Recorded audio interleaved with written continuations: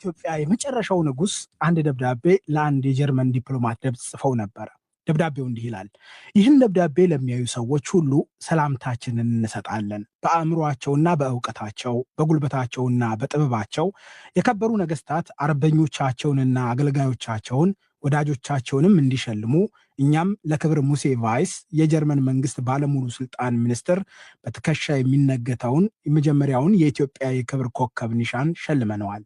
ይህንንም ኒሻን በትከሻው እንዲያነግተው ፈቅድናል ይላል።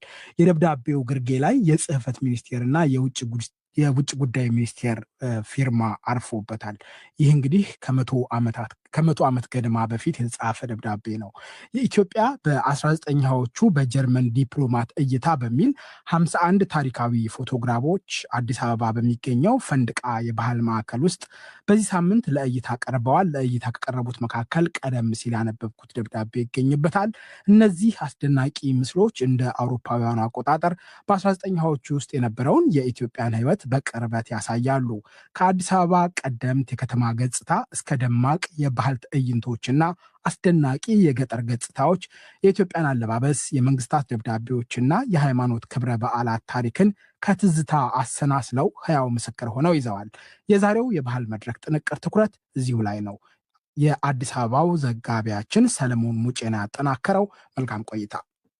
በዚሁ ሳምንት መጀመሪያ በኢትዮጵያ የጀርመን ኤምባሲ እንዲሁም አዲስ አበባ 6 ኪሎ ባለው አንጋፋው የጀርመን ባህል ማዕከል ትብብር ፈንድቃ የባህል ማዕከል ውስጥ የተከፈተው የፎቶ አውደ ርዕይ እንደ አውሮፓውያን አቆጣጠር በ1920ዎቹ በኢትዮጵያ የጀርመን መልእክተኛ በነበሩት ሚስተር ፍሪትስ ዌይስ እና በባለቤታቸው ሄድዊግ የተነሱ 51 ብርቅዬ የተባሉ ፎቶግራፎችና የተንቀሳቃሽ ምስል ይዞ የቀረበ ነው።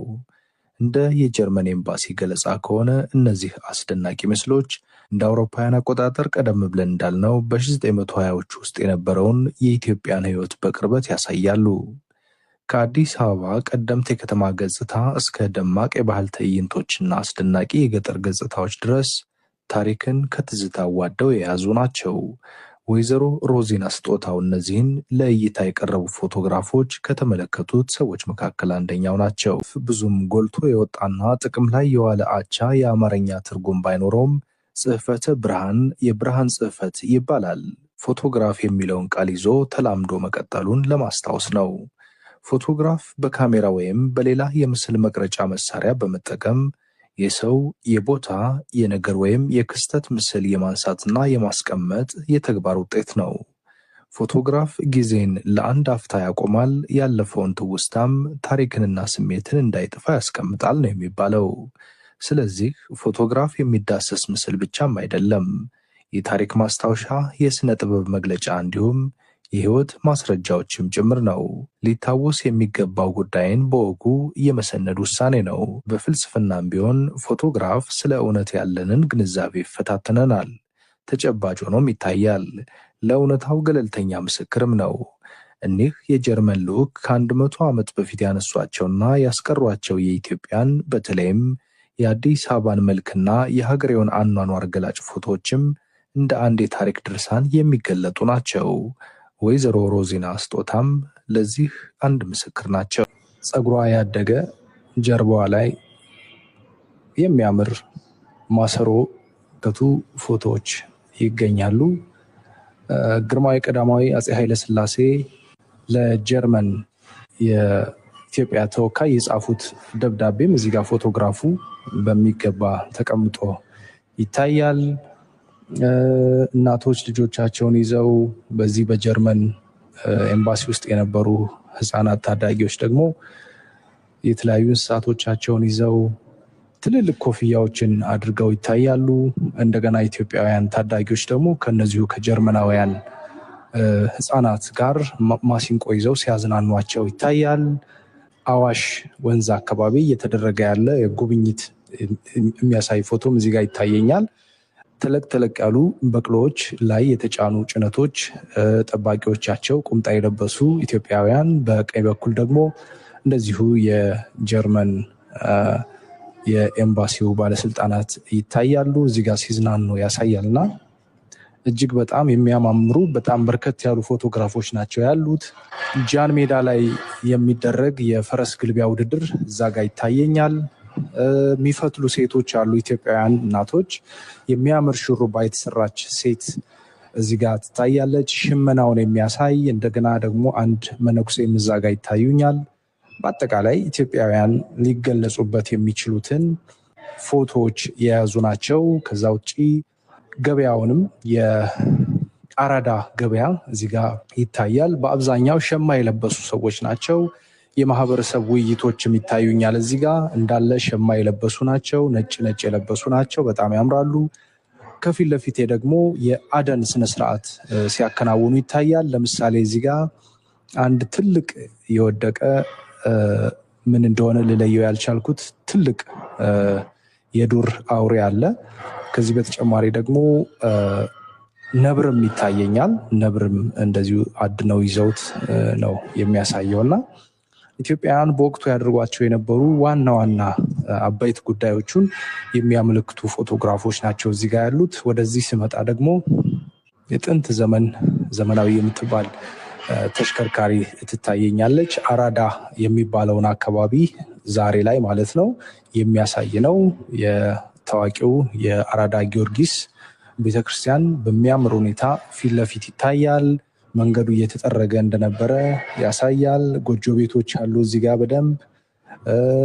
ከዚህ በተጨማሪ ደግሞ ደመራ ሲከናወንም የሚያሳዩ እጅግ በጣም የሚያማምሩ ፎቶግራፎች እዚህ ጋር አሉ። የአብያተ ክርስቲያናት መዘምራን፣ የዲያቆናትና የሰንበት ትምህርት ቤት ተማሪዎች ልዩ ልዩ አልባሳት እንደየደረጃቸው ለብሰው የወጡ ሰዎችም ይታያሉ።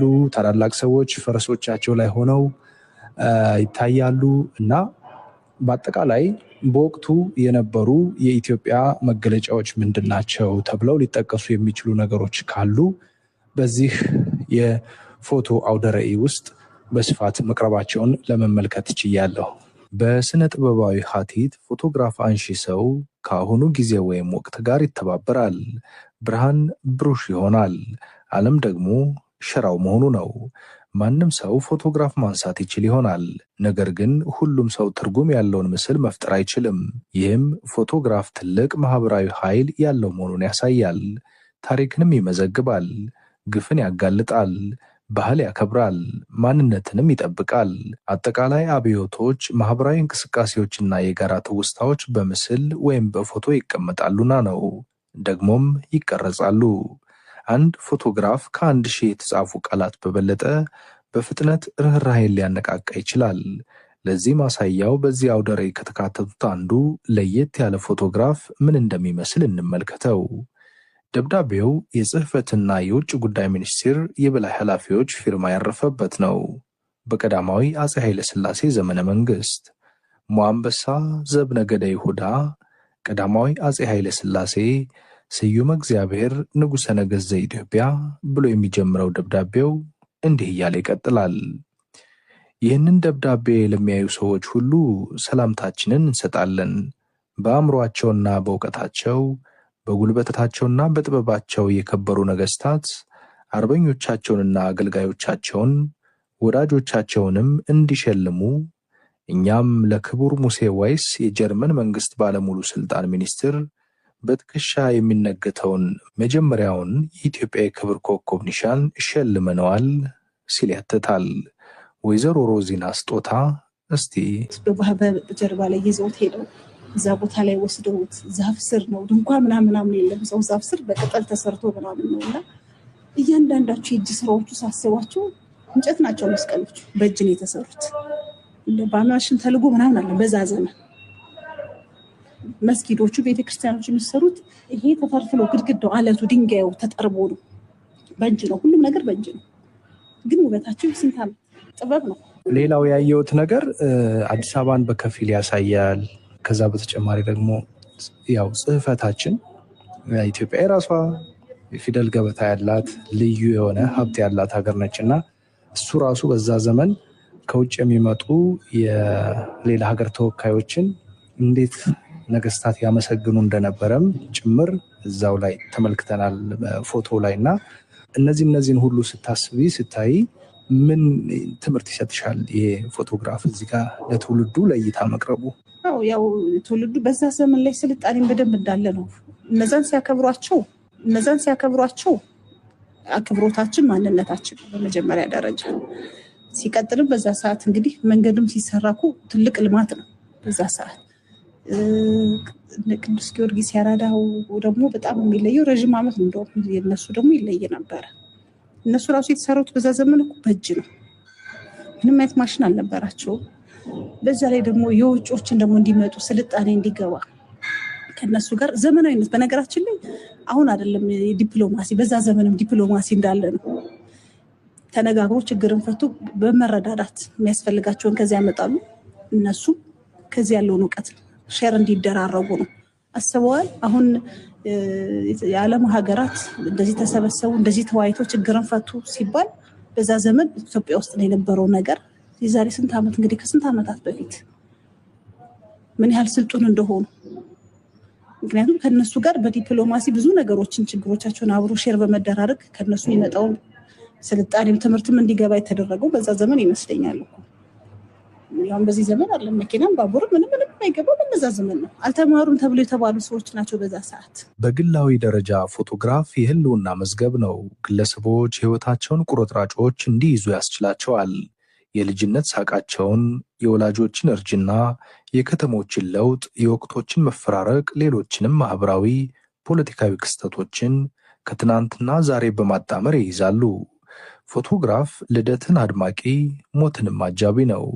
የምንወዳቸው ጊዜያት በእውነት እንደተከሰቱ፣ ያጣናቸው ሰዎች ፈገግ እንዳሉ፣ እኛ ራሳችን በእውነት እንደኖርን ያረጋግጥልናል። ፎቶግራፍ የኑሮ ዘይቤዎችን፣ ተቃርኖዎችንና የተለመዱ እይታዎችን፣ ብዙ ጊዜ ችላ የሚባሉ ስሜቶችንም እንድናስተውል ያስተምረናል። በዚህ መንገድ ፎቶግራፍ ዓለምን በማስተዋል እንድናይም ያሰለጥናል። ኢትዮጵያ በ1920ዎቹ በጀርመን ዲፕሎማት እይታ በሚል 51 ታሪካዊ ፎቶግራፎች በአዲስ አበባ በሚገኘው ፈንድቃ የባህል ማዕከል ውስጥ ለእይታ ሲቀርቡ ለተከታታይ 10 ቀናትም ለሕዝብ ክፍት መሆናቸው ተነግሯል። በዲፕሎማሲ ዘርፍ ፎቶግራፍ በሀገሮች መካከል ጸጥ ያለ ሆኖም ኃይለኛ ቋንቋ በመሆንም ተጨማሪ ጠቀሜታ ይሰጣል። መሪዎች ሲጨባበጡ፣ ስምምነቶችን ሲፈራረሙ ወይም ጎን ለጎን በሰንደቅ ዓላማዎቻቸው ፊት ሲቆሙ የተቀረጸው ምስል ስርዓታዊ ብቻም አይደለም፣ ትልቅ ዋጋ የሚሰጠው ሰነድም ጭምር እንጂ። እንደነዚህ ያሉት ፎቶግራፎች ብዙውን ጊዜ ቃላቶችን የማይችሉትን መልእክት ያስተላልፋሉ። መተማመንን፣ ውጥረትን፣ ህብረትን ወይም እርቅን ይጠቁማሉ። እነዚህ ምስላዊ መዛግብት ለወደፊት ትውልዶች የትብብር ወይም የግጭት ትረካዎችን በመቅረጽ በሀገሮች መካከል ስላለው ግንኙነት ታሪካዊ ማስረጃም ሆነው ይጠቅማሉ። ከዚህ አንጻር ጉዳዩ ዲፕሎማሲያዊ ሰነድ ብቻ አይደለም። ይልቁንም ምስላዊ ውል፣ የፖለቲካ አየር ሁኔታ ነጸብራቅ እንዲሁም አንድ ቃል ሳይወጣ ድንበር ተሻግሮ የሚናገር ረቂቅ ኃይል ያለው መሳሪያም ጭምር ነው። በእነዚህ 51 ፎቶዎችም መሰል ጉዳዮችን በፈርጅ መመልከት ችለናል። ስልጡን ነበሩ፣ ንቃታቸው ደስ ይላል።